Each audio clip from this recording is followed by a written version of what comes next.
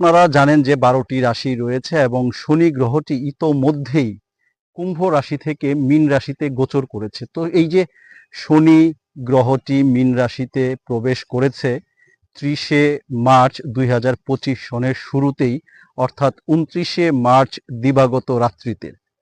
তো এই যে শনি গ্রহের প্রভাব কোন রাশিতে কেমন হবে সেই সম্পর্কেই কিঞ্চিত ধারণা দেওয়ার চেষ্টা করব এই ভিডিও ক্লিপে। তো দরবারে আলোচনা করব কন্যা রাশির জাতক জাতিকাদেরকে নিয়ে। বন্ধুরা, কন্যা রাশির জাতক জাতিকাদের জন্য কিন্তু শনির এই গোচর অনেকটাই সুফল দিবে জাতক জাতিকাদের ক্ষেত্রে। তবে আপনাদের উচিত হবে ধর্মীয় কাজে মনোনিবেশ করা, ধর্মীয় অনুশাসনগুলো মেনে চলা। তাহলে দেখবেন আপনার জীবনের অনেক নেগেটিভ যে ঘটনাগুলো রয়েছে বা নেতিবাচক যে ঘটনাগুলো আপনাকে ঘিরে রয়েছে সেগুলোর প্রভাব অনেকটাই কমে যাবে।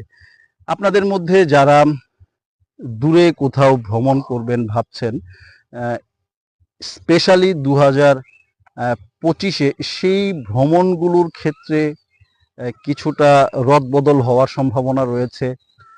ভ্রমণের ক্ষেত্রে কিছুটা সতর্কতা অবলম্বন করতে হবে। যারা বৈদেশিক বাণিজ্যের সাথে জড়িত রয়েছেন তাদের জন্যও কিন্তু বছরটি অত্যন্ত শুভ ফলপ্রসূ। তবে যারা রাজনীতির সাথে জড়িত রয়েছেন তাদের জন্য কিন্তু আরো অধিক সতর্কতা অবলম্বন করার প্রয়োজনীয়তা রয়েছে।